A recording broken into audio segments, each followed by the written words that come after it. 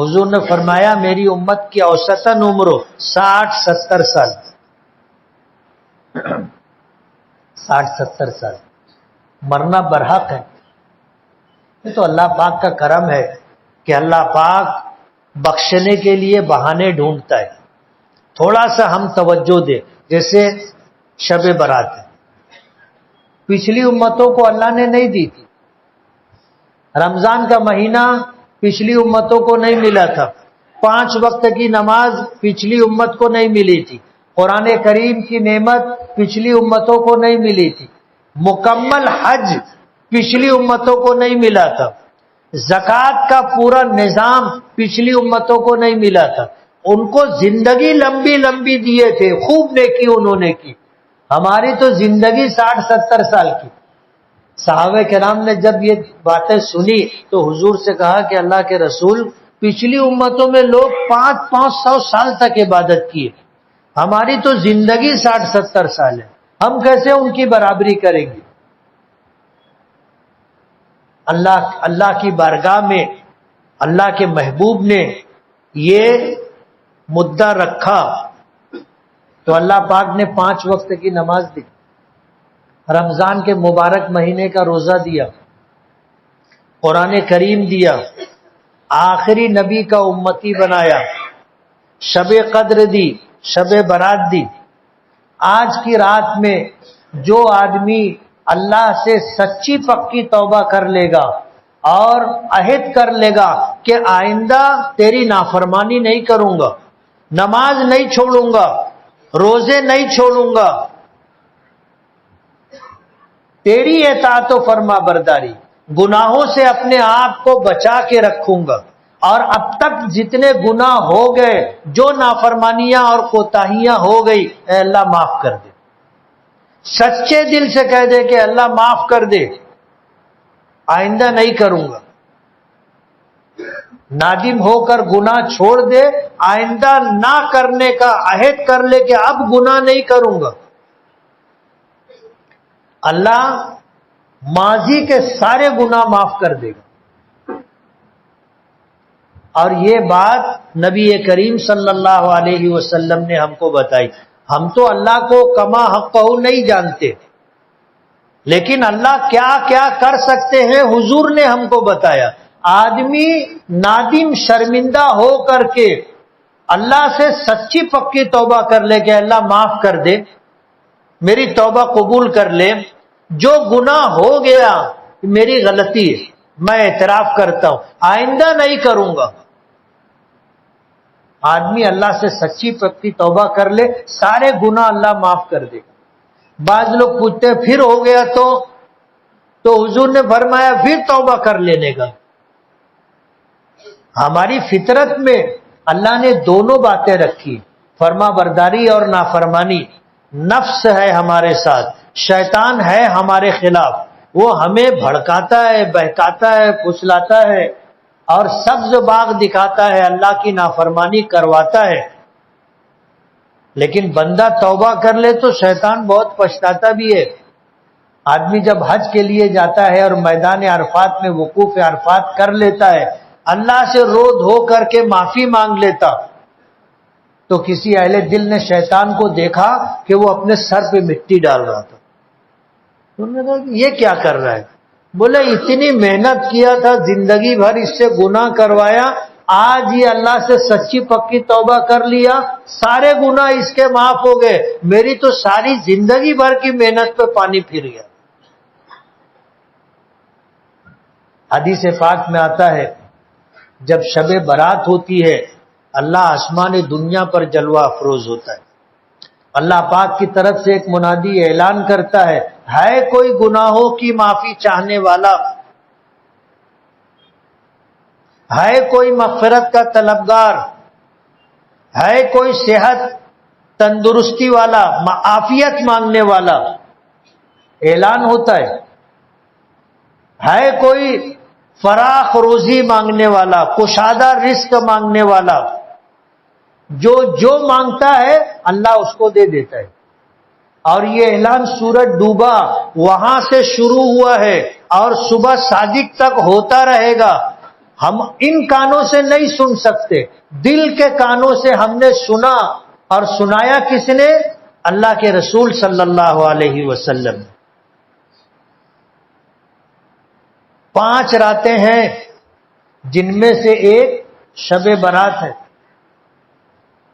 سچی پکی توبہ کر لے، رات بھر عبادت کرنے کی ضرورت نہیں ہے، رات بھر جاگنا ضروری نہیں ہے، مغرب کی نماز باجماعت پڑھو، عشاء کی نماز باجماعت پڑھو، فجر کی نماز باجماعت پڑھو، جتنا کر سکتے ہو نفل نماز پڑھ لو، اللہ کا ذکر کر لو، قرآن کریم کی تلاوت کر لو، صلاۃ التسبیح پڑھ لو، اللہ سے ہاتھ اٹھا کر کے مانگ لو، مغفرت بھی ملے گی، عافیت بھی ملے گی، صحت بھی ملے گی، اور اسی کے ساتھ اللہ تعالی نجات بھی دیں گے۔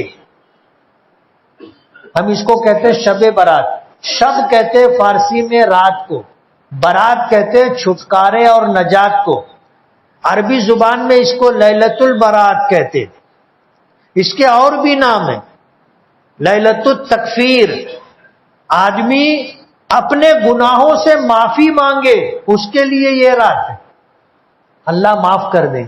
لیلۃ التقسیم، آج کی رات میں اللہ پاک کی طرف سے ہمارے حق میں فیصلے ہو رہے ہیں کہ آنے والے سال میں اس کو کتنی روزی ملنی ہے، اس کو کہاں تک کی زندگی ملنی ہے، کتنی نعمتیں ملنی ہے، کتنی عزتیں ملنی ہے، کتنی عافیت ملنی ہے۔ اللہ پاک کی طرف سے آج کی رات فرشتوں کو بتایا جائے گا۔ تقسیم کی رات ہے، اللہ پاک فرشتوں کو بتا دیں گے اس رات میں کتنے بچے دنیا میں آئیں گے سال بھر میں، اور سال بھر میں کتنے جائیں گے۔ پچھلی شب برات میں ہمارے ساتھی سالک سے ڈائمنڈ والے جو ہماری مسجد کے ٹرسٹی تھے، پچھلی شب برات میں تھے، ابھی نہیں ہے۔ ابھی نماز سے پہلے ضیا بھائی ہم لوگ بات کر رہے تھے، ہمارے گروپ میں 4 لوگوں کا انتقال ہو چکا۔ اگلی شب برات کون دیکھے گا معلوم نہیں۔ اللہ نے یہ موقع ہم کو دیا ہے۔ حضور نے فرمایا اس رات میں اللہ سے مغفرت طلب کرنے والوں کی، معافی چاہنے والوں کی بخشش ہوتی ہے، مغفرت ہوتی ہے، اور اس رات میں قبیلے بنو کلب کی بکریوں کے جسم پر جتنے بال ہیں اس سے زیادہ لوگوں کو اللہ معاف کرتا ہے۔ عرب میں قبیلہ تھا، قبیلہ بنو کلب، بہت بڑا قبیلہ تھا، اور ان کے پاس بکریاں بہت تھی، تو حضور نے اس کے حوالے کے ساتھ بات کی کہ قبیلے بنو کلب کی بکریوں پر جتنے بال ہیں اللہ اس سے زیادہ لوگوں کی مغفرت کرتا۔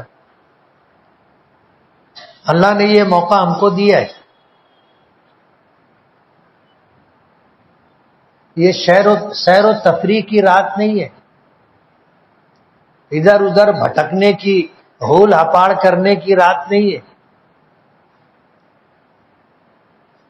بیٹھ کے گپ شپ کرنے کی رات نہیں ہے۔ یہ موقع اللہ نے ہم کو دیا ہے، تھوڑی سی فکر کر لو۔ کیا کر لو؟ تھوڑی سی فکر کر لو۔ اب تک جو نافرمانی، کوتاہی، جو گناہ ہم سے ہو گئے، آج اللہ سے اکیلے میں، تنہائی میں، ہمارے یہاں 3 منزلہ کھول دیا گیا ہے، اوپر والے منزلے پہ بہت کم لوگ جاتے، ایک کونا پکڑ کر کے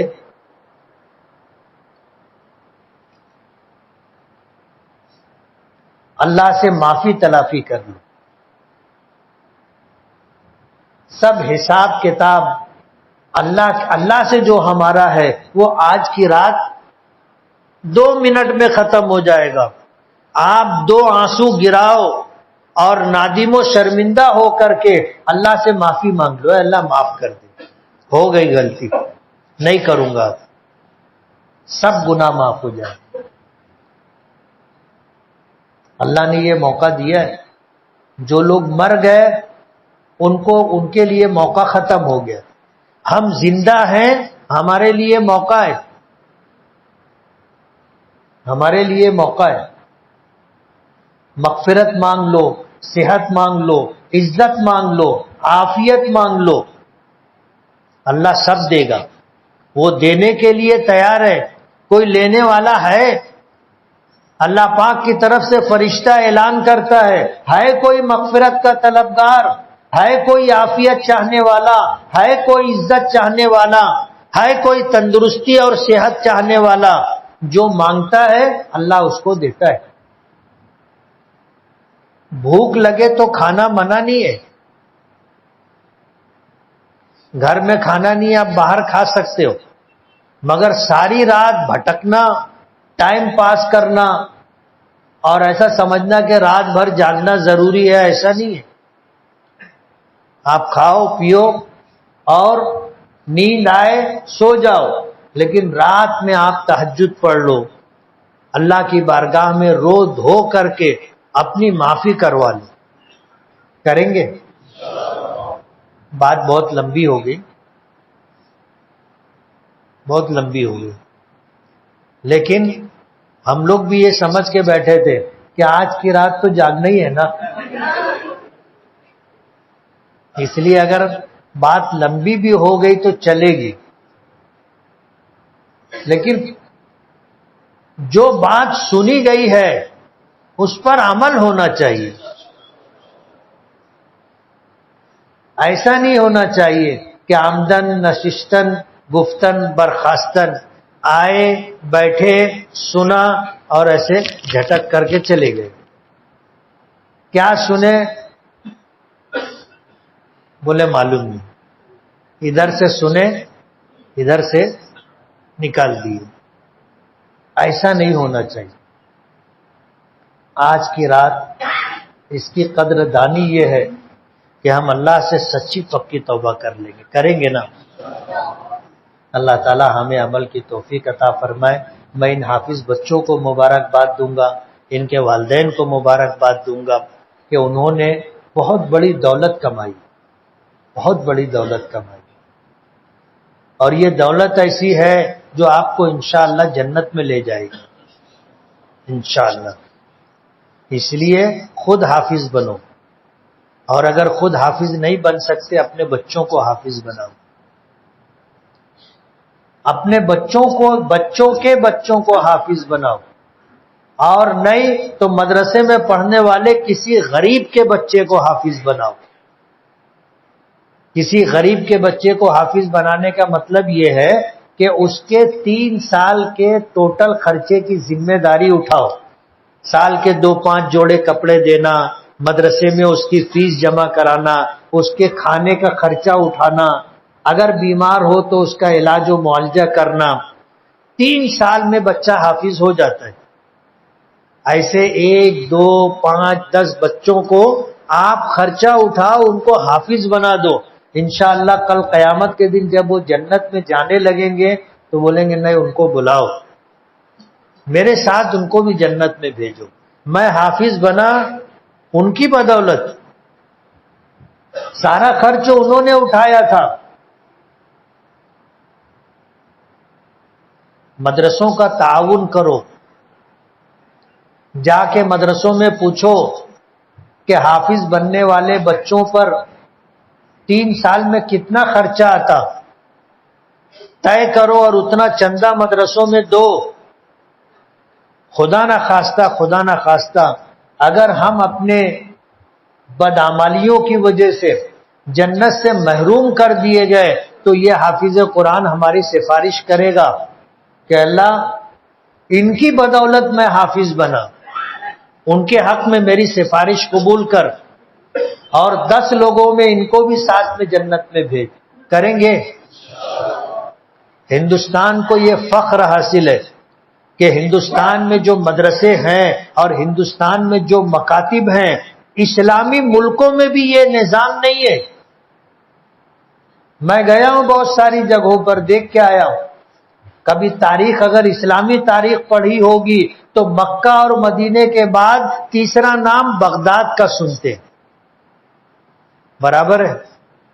تیسرا نام بغداد کا. جب میں پہلی مرتبہ بغداد گیا تھا، ہوٹل سے فجر کی نماز کے لیے ہم لوگ نکلے، 1.5 کلومیٹر چلے گئے، مسجد نہیں ملی.